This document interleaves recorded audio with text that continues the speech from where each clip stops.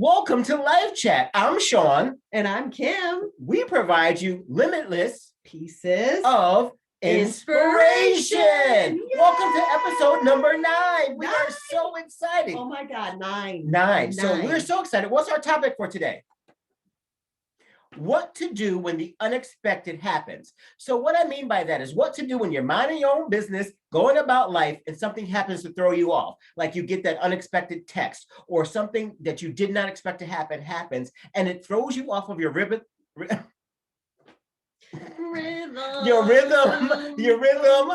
we'll just work with it, or your alignment. So Kim, tell us what that means to you or how you feel about this. Yeah, this is a really good topic because I find myself, my old self, my old Kim, and I'll talk to you about, kind of what last year and all the years before, like I was very reactionary, She was very reactionary. Very reactionary, right? And I still have a ton of work to do. She would pop off in a minute. Probably not for the best.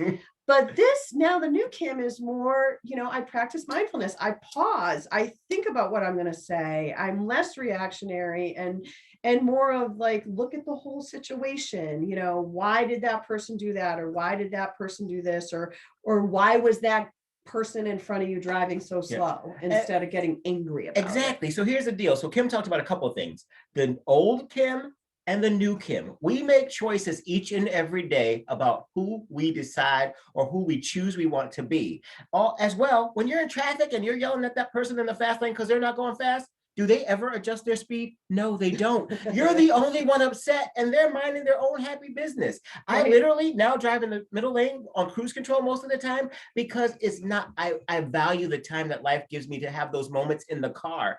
And so with that said, I love the fact that Kim talked about how she used to react. Now she does what? She responds. So tell us a little bit more about how that feels, Kim. Yeah, it really, it's amazing that and I know my triggers, right? And so it's like learning what are your triggers, like driving down North Main Street in West Hartford. That's a trigger for me. And so when I go down, it's actually a nice street, but it is a nice street, but I've spent years on it driving my kids back and forth to school.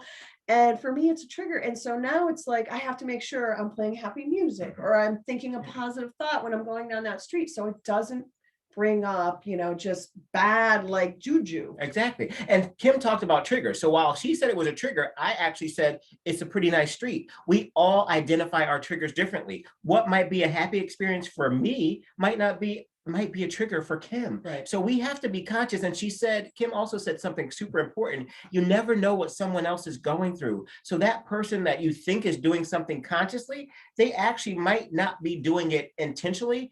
It just might not be something that they're equipped to handle successfully at the time. Right. One of my favorite things is broken things break things, heal things heal things. So when you're broken, you're going to break things. Ask me how I know, because when I was broken, I broke a lot of stuff. I'm not happy about that, but what I do commit to, the best apology is change behavior. I live in an apology each and every day. My recovery is important to me. That's an apology. My connections are important to me and staying connected. That's an apology. So Kim, talk a little bit more about that for us. Yeah, and so what I do is, when you need to kind of really disconnect from that trigger, you need to stop and you need to pause and you need to, reflect. Reset and respond. Stop, pause, reset, respond. It's the new version of stop, drop, and roll. It prevents fires. Yeah. And you talked about that last week and it's so important because we as human beings naturally react. We just naturally react.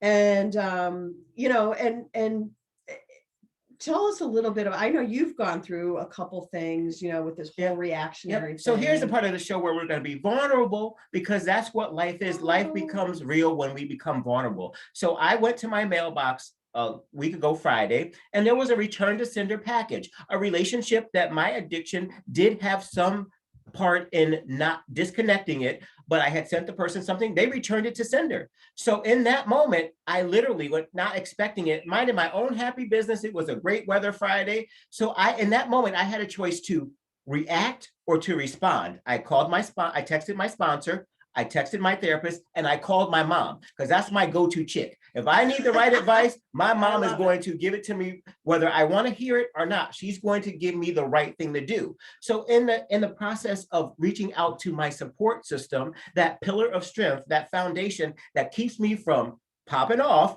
Yeah. because it's possible to pop off. I literally was able to respond to the person and say, look, I know that I have not always done things right. However, I have tried everything I can to make this right with grace, because that's another thing I love, to do it with grace. Right. With grace, I am going to move forward and let the situation go. You are always welcome in my life, but what you're not welcome to do is hurt me in a way that will throw me off my alignment, Yeah. throw me off my rhythm, throw me off the vibration that I have chosen to live in. So thank you for allowing me that opportunity to be vulnerable. No, and you extended the olive branch, and and that's what you can Mhm. control. Yeah. You can't control the reaction to that olive branch, and that's okay, right? And the fact that you were able to, stand up to it, call your mom. Mhm. I love that. That just shows, how important family is Yeah. to all of us, and really get through that moment with grace. With And I'm grace. so proud of you. And I did lose, trust me, I lost not a bit of sleep over it. There are times when I would have done the right thing and I would have still been so in my feelings about it. I did it with grace. I knew I had done the right things in the situation. Trust me, I did not do the right things to get to the situation, but the best apology again is Yeah. change behavior. And sometimes people don't want to accept our apology. I talked about on my mindfulness moments is sometimes it's a season finale, sometimes it's a series finale. Sometimes it Yeah. comes back up as a sequel, sometimes it comes up as a spinoff, and sometimes it has just sunset because it served the purpose that it needed to serve. So Kim, I have loved this conversation. Give us a couple final thoughts on this. So, do what you can to really get yourself in the moment of, when you feel that you're being triggered, recognize those triggers, take time to really kind of process it before you react. And then I also wanted to share that, we're on episode 9. Nine. Basic math, that's Right. 9. And we're going to do to episode 10. Yeah. And then we're going to do some summer specials. And then come the fall, we're gonna release something brand new.